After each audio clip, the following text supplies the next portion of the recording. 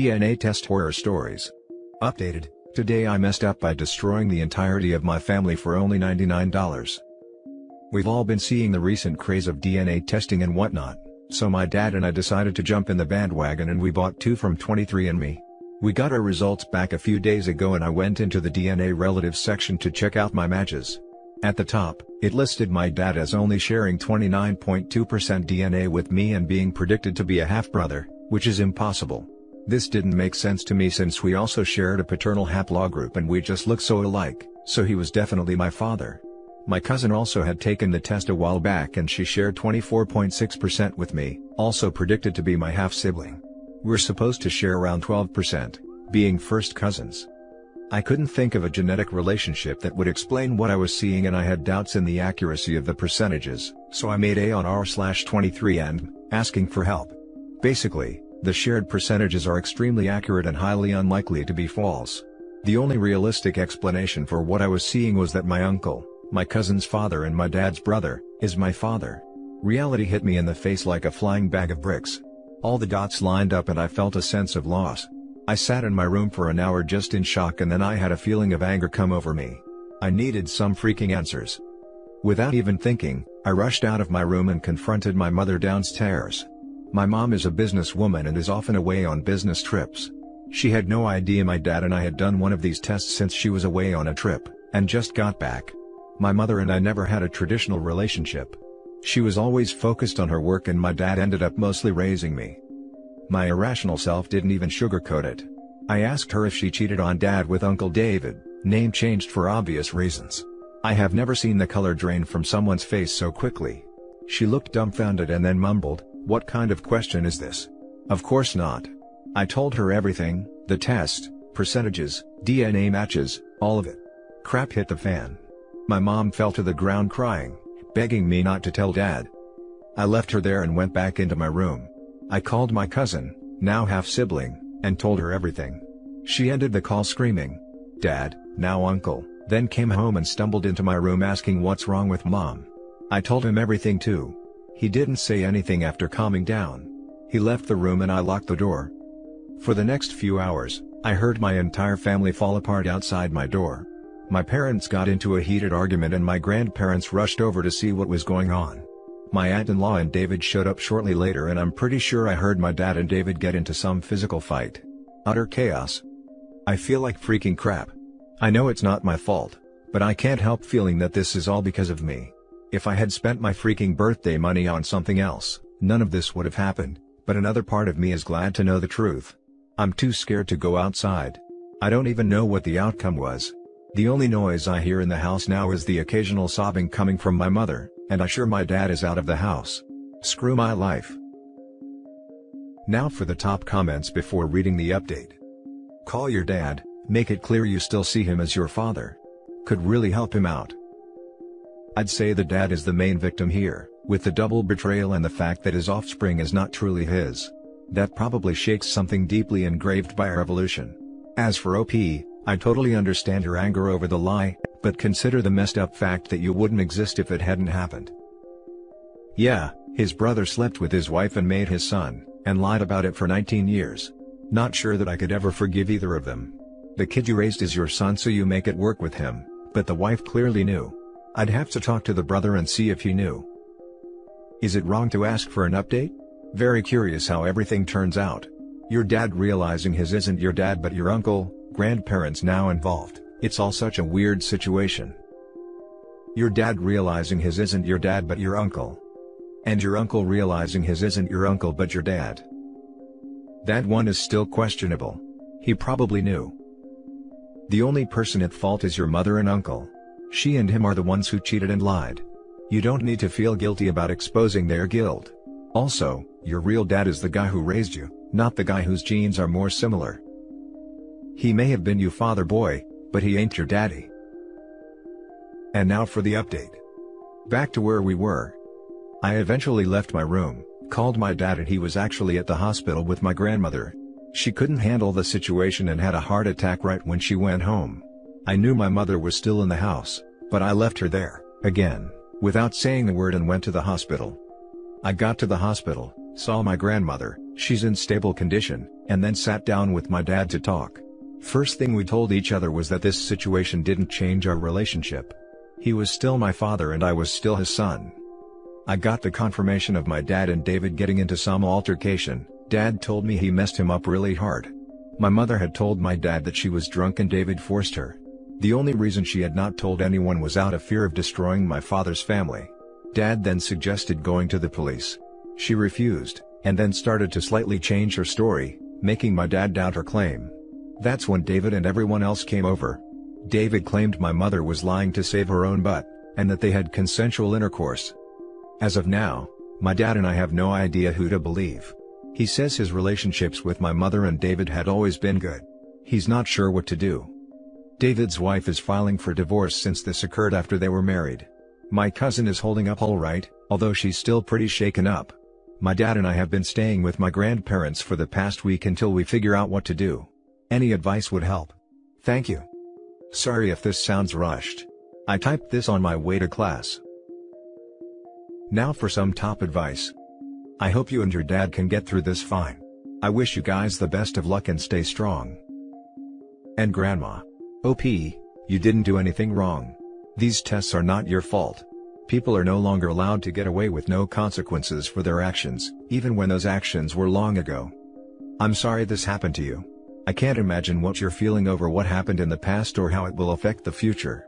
What none of us wants is for you to place and accept the blame for actions you did not initiate. The people responsible need to accept that blame and responsibility. Extend yourself some grace. You deserve it. And cousin and aunt. Even they didn't do anything wrong. It affected them as much as it affected OP and his dad. As cliché as it sounds, therapy is probably a good idea for you and your dad. This is a pretty heavy situation to digest. The fact that you and your dad have already established that you don't want this to change your relationship is a really positive sign. He is your dad and you are his son, despite what a DNA test says. Obviously, it's up to you guys to decide how to proceed with your mom and your uncle. I think your mom needs to be completely honest about her relationship with David, if she wants any chance at reconciliation. At the very least, she owes everyone the truth. Therapy is almost never a bad thing. My wife and I go just for maintenance. Hey man, thanks for the update. First off, I think you are awesome for supporting your dad. That's some messed up stuff you are dealing with, so it's good to have someone who is with you all the way, both of you. I'm really sorry to hear about your grandmother, but it is good she is recovering. I am enraged by your mom. Unless she actually got forced, claiming to have been is really mess up. And since she changed her story when your dad wanted to report it, this feels like she is just trying to save her own butt like your uncle says. Your dad will need a lawyer for divorce. And as another person has pointed out, you should both think about seeing a therapist about this. They will be able to help you protect yourself from further harm. If I was in your place, I would also not speak to my mom and uncle for now. They seem only concerned about themselves and will likely try to manipulate you in some way. I wish you and your family, whoever you still want to be part of it, all the best going forward. Good luck. I am enraged by your mom. Unless she actually got forced, claiming to have been is really messed up. Same. Reprehensible thing to do. Now for the next story.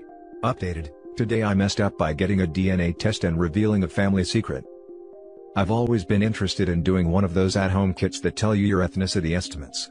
My mother has, for many years, claimed that her own great-grandmother was completely Native American, and I recently learned that this is apparently something common for Southerners to claim, but that it is rarely true. I finally went ahead and bought one of the kits, because there is nothing I enjoy more in life than proving my mother wrong. Fast forward a few weeks. I get my results.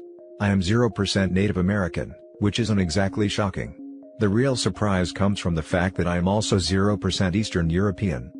This probably wouldn't mean much for most people, but I happen to be Polish. Or at least, I thought I was. I have an unpronounceable, very Polish last name. My great-grandparents were Polish-speaking immigrants. My paternal grandfather himself spoke Polish as a child. My first thought was that the test was a mistake. My results came over a week before the projected arrival date, and I knew I should be somewhere around 25% Polish/Eastern European.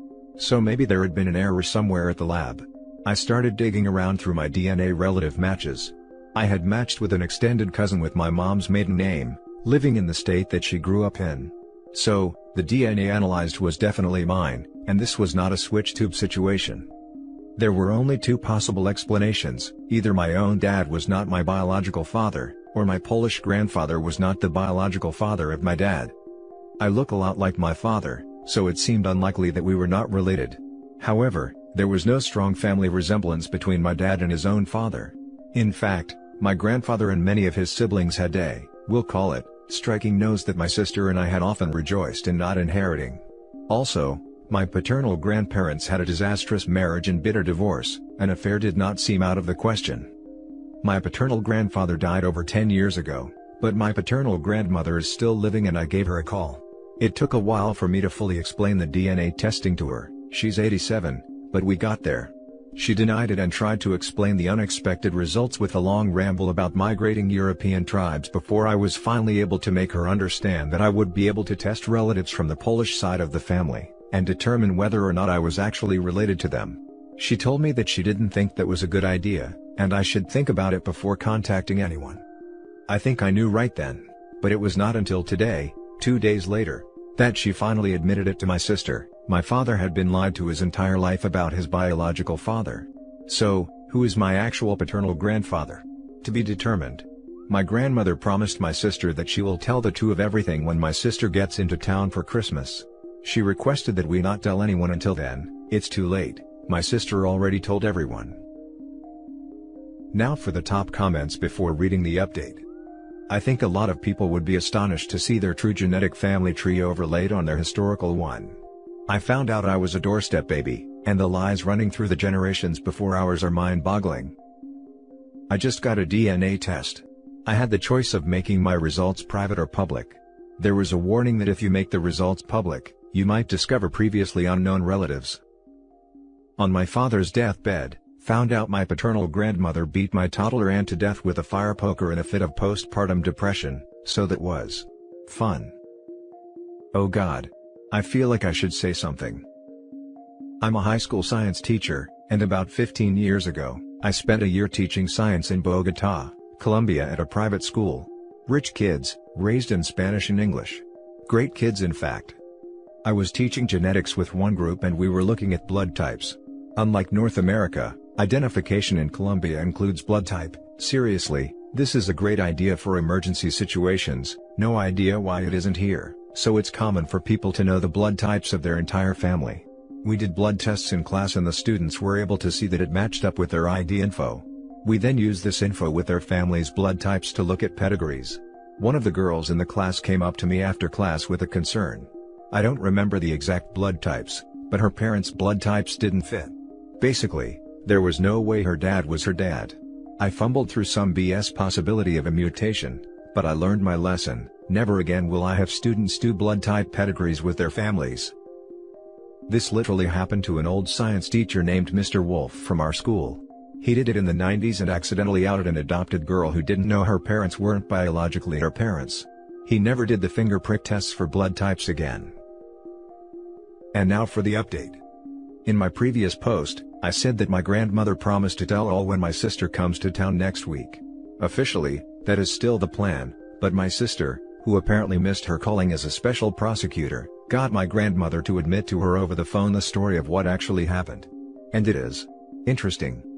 Without going too much into my family history, when I first noticed the inconsistencies in my DNA test, I had an early idea who might be my bio-paternal grandfather.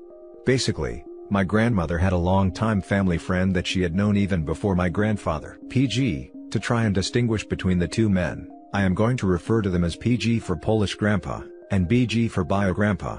She and this friend maintained contact for years and years, all the way until both of their second spouses had died and they married each other.